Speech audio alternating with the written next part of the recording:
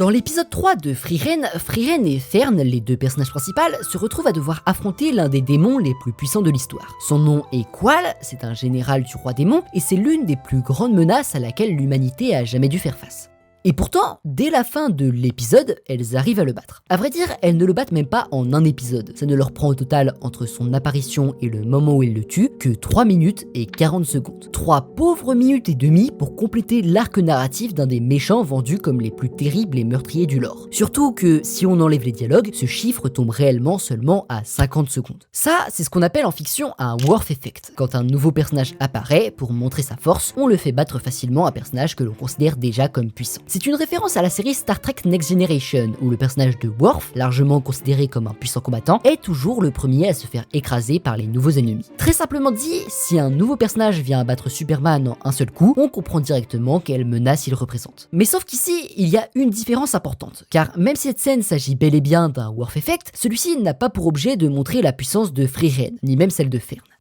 Dans le lore de Frieren, le démon Qual était si puissant qu'il y a 80 ans de cela, le héros Himmel et son groupe d'aventuriers n'avaient pas réussi à le vaincre. Ce même groupe d'aventuriers qui allait battre le roi démon et sauver le monde quelques mois plus tard, s'était retrouvé contraint de le sceller tellement ils avaient été dépassés par sa puissance. Et je veux dire, entre-temps, Frieren n'a pas fait d'entraînement dans les montagnes pour acquérir une puissance incomparable, donc ça ne fait aucun sens qu'elle puisse le battre en 50 secondes, même avec l'aide de Fern. Et c'est là que se trouve la nuance. Le groupe du héros Himmel a affronté le démon Qual il y a 80 ans, sauf qu'en 80 ans, l'humanité a eu le temps d'évoluer. Ils ont analysé la magie de Qual, ont réussi à la recopier, puis ont inventé des contre-mesures à celle-ci. Frieren et Fern n'ont jamais battu le démon Qual et L2 en 50 secondes. C'est l'humanité tout entière qui a réussi à le vaincre en 80 ans d'évolution. Et ça, tout le monde, sachez que ça va à l'encontre de la règle la plus importante de la fantasy.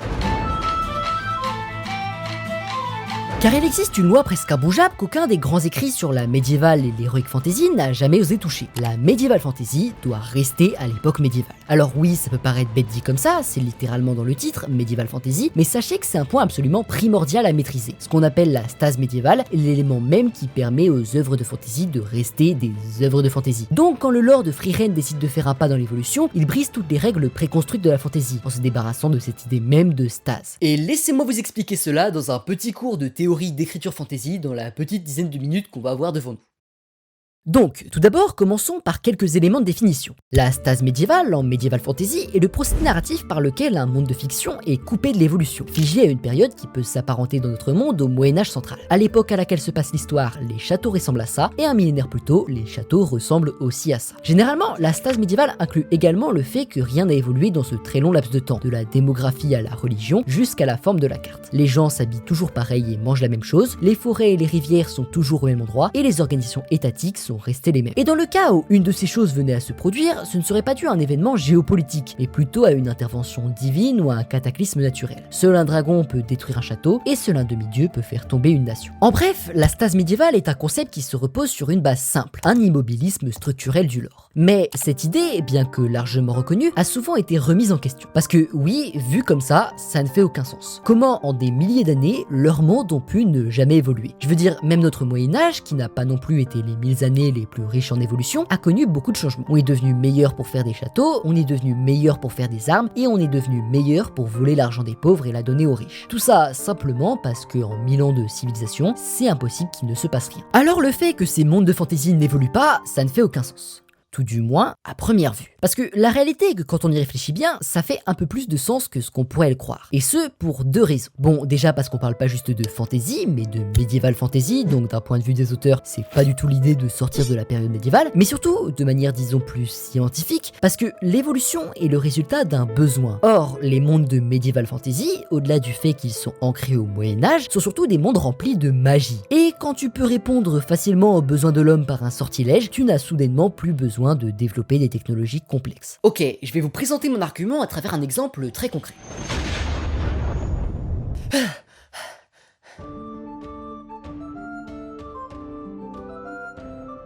Bonjour jeune paysan, j'aimerais te vendre des produits venus de la technologie moderne.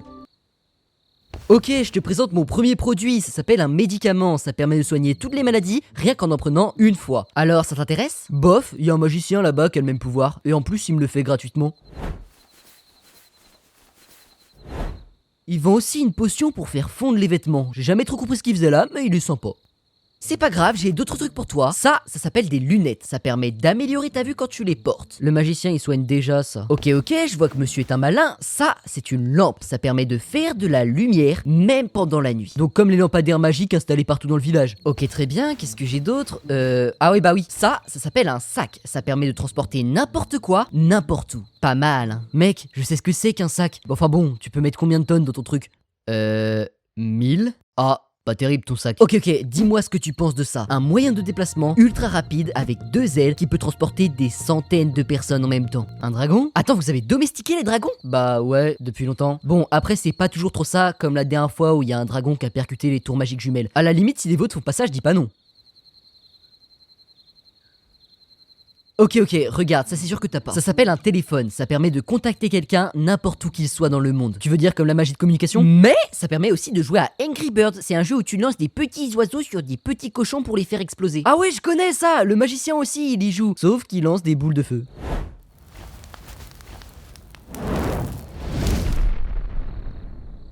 Sacré magicien. Putain, c'était mes cochons. Ah, moi au moins t'auras pas ce problème avec ça. Ah, attends, putain, il y a une pub. J'ai un dernier objet pour toi, ça c'est sûr que t'as pas. Ça s'appelle un pistolet. Ça permet de tuer quelqu'un avec une déflagration, même si t'as pas de pouvoir magique. Stop. Ça, je t'arrête tout de suite. C'est un sort de base. Tout le monde sait faire. Regarde.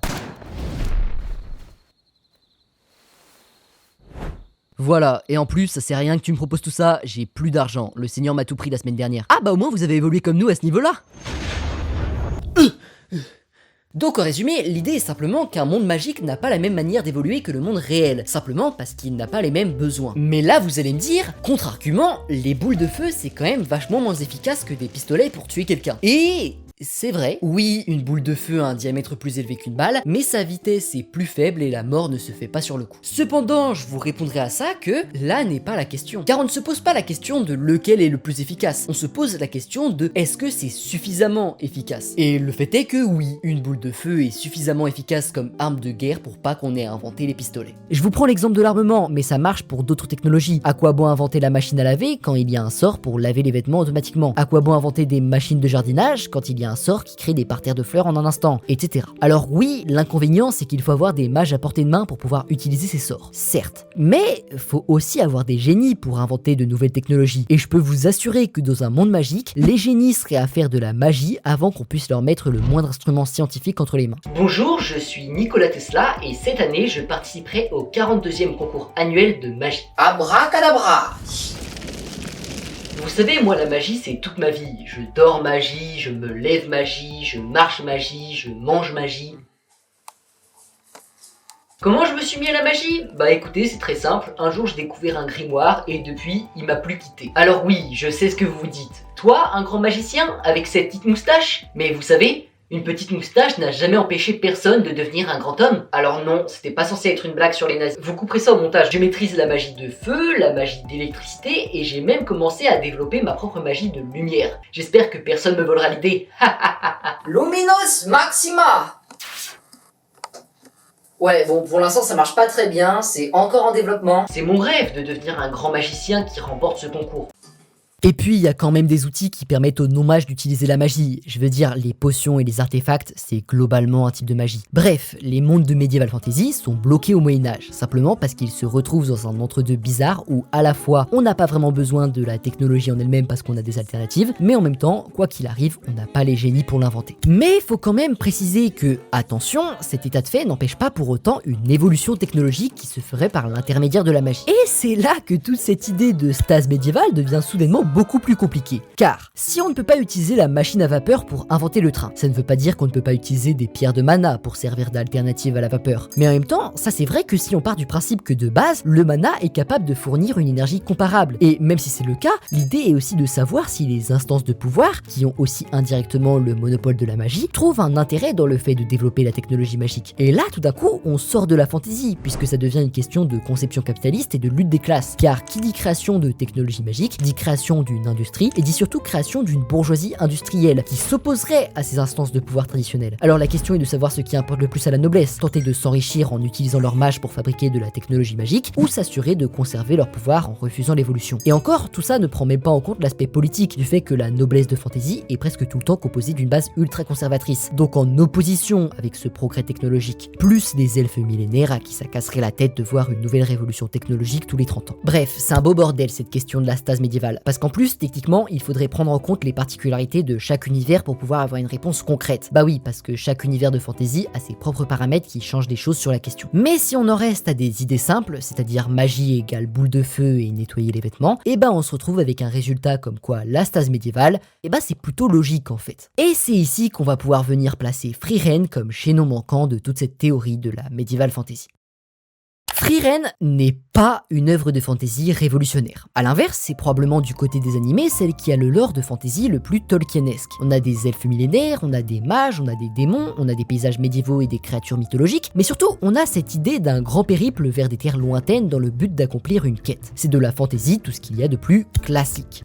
Vous me permettez un aparté? Non, parce que le fait que ce soit une œuvre de fantasy classique, en réalité, en fait paradoxalement un animé plutôt original. Faut dire que le Japon n'ayant évidemment pas les mêmes inspirations que la France, ces œuvres de fantasy ont tendance à se distinguer de celles qu'on retrouve en Occident. C'est notamment toute l'esthétique du isekai qui s'impose, avec un personnage principal venant de notre monde, une magie fonctionnant comme des sorts de jeux vidéo, ainsi que l'abandon total de cette idée de périple. Parce que je veux dire, même quand le but final c'est de battre le roi démon, l'histoire n'est jamais une réelle progression vers cet objectif, mais une simple suite de quêtes secondaires qui se terminera par l'accomplissement de cet objectif, mais sans lien réel avec tout ce qui s'est fait avant. Et c'est pas un mal en soi, même de très bons animés sont construits comme ça, dont mes 2 isekai favoris. Mais le fait est que c'est purement et simplement une structure de RPG japonais. Quête secondaire, drop de l'or, retour à la base. Quête secondaire, drop de l'or, retour à la base. Quête secondaire, drop de l'or, retour à la base. Ce qui fait donc que Frieren, qui est pourtant construit sur un schéma de fantasy ultra classique, en devient plutôt original par rapport au reste de la fantasy dans les animés.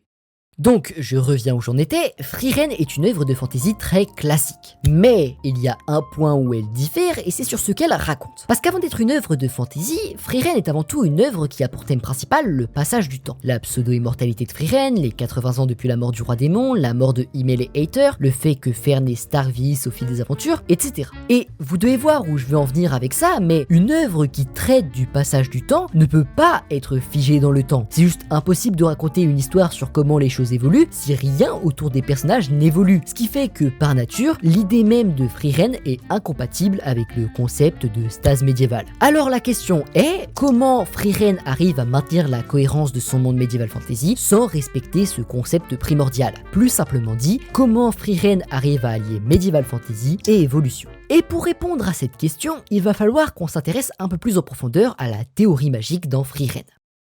La plupart des arguments qui existent face à la stase médiévale, et la plupart des œuvres qui existent en ne respectant pas la stase médiévale, avancent presque toujours la même idée, qui est celle que je vous ai décrite tout à l'heure, comme quoi il peut exister une technologie magique. C'est toujours le même truc de la voiture qui fonctionnerait aux pierres de mana. Mais encore une fois, je trouve que cette idée n'est pas bonne. Déjà parce que c'est le même problème que tout à l'heure, de savoir si c'est même possible d'utiliser les pierres de mana pour faire des voitures, mais même en partant du principe que ça le soit, cette vision d'une technologie magique est vachement autocentrée. Parce que c'est pas si débile que ça de penser qu'un monde magique pourrait évoluer au fil du temps vers quelque chose de nouveau allant avec leurs besoins. C'est assez naïf par contre de penser que ça se ferait dans la même trajectoire que notre monde. Je veux dire, ils peuvent pas inventer une voiture qui marche aux pierres magiques quand ils ne savent même pas de base ce qu'est une voiture. C'est pour ça que le monde de Frieren préfère penser l'évolution de la magie différemment. Une évolution de la magie en tant que magie. C'est pas de nouvelles technologies, c'est pas une technologie qui utiliserait de la magie, c'est littéralement une amélioration de la magie préexistante. Pour reprendre l'exemple du début, si le démon Qual était si puissant, c'est parce qu'il pouvait tirer un laser inarrêtable, le Zoltrak. Alors c'est simple, pour le contrer, l'humanité a fait évoluer sa magie. Ils ont inventé ce qui serait à la fois le plus efficace et la solution la plus logique à portée de cerveau, un bouclier qui peut parer le Zoltrak. Et non seulement cette évolution de la magie par elle-même est super bien pensée, mais surtout elle est prouvée comme ultra logique, parce qu'elle concorde parfaitement au seul point de comparaison qu'on a pour mesurer le réalisme d'un système d'évolution,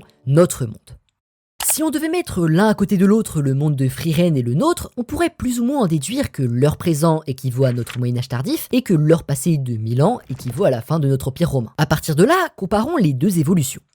Dans notre monde, le passage entre l'Antiquité et le Moyen-Âge est connu pour avoir été une période de relatif déclin. Alors oui, c'est largement une idée reçue propagée par les auteurs du XVIe au XIXe siècle qui voulaient rabaisser le soi-disant obscurantisme du Moyen-Âge pour pouvoir valoriser les périodes romaines et grecques, mais c'est pas pour autant que ça possède pas des parts de vérité. Entre autres, le Moyen-Âge est marqué par de nombreuses pertes documentaires, ce qui a amené la perte de savoir important, comme au niveau de la médecine par exemple. Sauf que si on prend maintenant le cas du monde de Frieren, on semble se retrouver dans un cas plutôt similaire, où la capacité globale des mages a visiblement diminué entre les jours présents et 1000 ans auparavant. Le simple fait que Frieren décrit le fait de trouver des grimoires de l'arc mage-flamme comme une tâche très difficile en est la preuve. La guerre avec les démons a amené de très grandes pertes documentaires. Par contre, là où l'évolution de la magie dans Frieren ne semble pas avoir décliné, c'est dans son aspect guerrier. Vous voyez quand je vous disais plus tôt dans la vidéo qu'on n'évolue que quand ce qu'on a n'est plus suffisamment efficace. Eh bien, le monde de Frieren suit justement ce modèle. Depuis plus de 1000 ans, il y a une guerre entre humains et démons qui fait rage, se rendant coup pour coup et chacun essayant à chaque instant de prendre l'avantage sur l'autre. Donc, pour pouvoir prendre le dessus sur son ennemi, l'un comme l'autre doivent évoluer vers de nouvelles techniques de combat. Car oui, tirer une boule de feu est suffisamment efficace pour tuer une personne. Mais quand cette même personne va se mettre à tirer un laser qui dépasse la vitesse de ta boule de feu, c'est plus la même chose, c'est plus suffisant. Et donc c'est seulement à partir de ce moment-là qu'il va être question de toi-même inventer un sort encore plus puissant que son laser, un bouclier qui résiste par exemple. Et vous savez qui a aussi fait évoluer son armement à travers les guerres dans l'histoire? Les armées de notre monde. Alors oui, c'est peut-être dans des proportions moins importantes que pour leur univers, mais c'est simplement parce que la guerre dure depuis plus longtemps. Mais que ce soit l'invention des longbows ou l'évolution de comment on construit les châteaux, tout était un moyen d'améliorer son équipement pour prendre un avantage sur l'ennemi.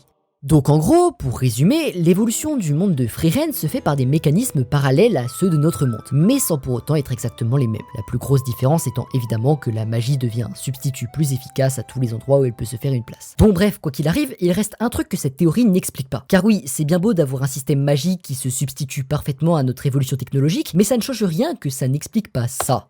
Pourquoi y a-t-il une différence d'habillement et d'architecture si importante entre il y a 1000 ans et le présent dans Frieren? Je veux dire, dans notre monde, il y en a aussi une, mais c'est avant tout dû à des conditions historiques et culturelles ayant évolué. Sauf que chez eux, il y a un statu quo qui est maintenu depuis près de 1000 ans. La magie évolue, mais politiquement, rien ne bouge. C'est humain contre démon. Alors comment, dans ce monde qui est politiquement et culturellement bloqué, y a-t-il eu une évolution esthétique si importante? J'ai deux réponses à ça. Bon, la première réponse un peu nulle, ce serait simplement qu'il nous manque des informations. Peut-être qu'en réalité, leur guerre avec les démons n'est pas si permanente que ça, et que des pauses permettent aux humains de se faire la guerre entre eux et de se conquérir, faisant ainsi circuler différentes cultures. Mais j'aime pas cette théorie, parce qu'elle sous-entend d'un côté qu'il y aurait toute une part de ta gueule c'est comme ça dans le monde de Frieren, mais surtout parce que le continent sur lequel se déroule l'histoire semble bien trop petit pour avoir vraiment pu permettre le développement de cultures très différentes. Donc je préfère ma deuxième théorie.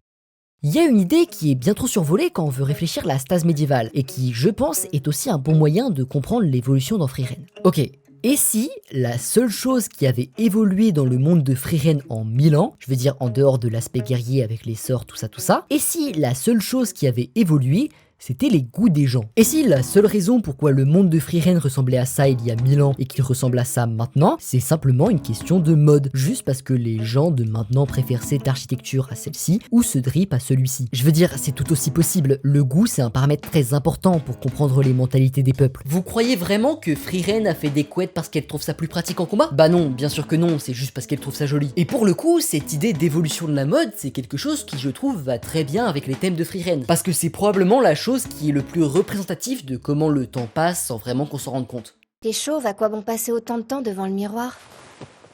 Ça ne m'empêche pas d'être coquet, bien au contraire.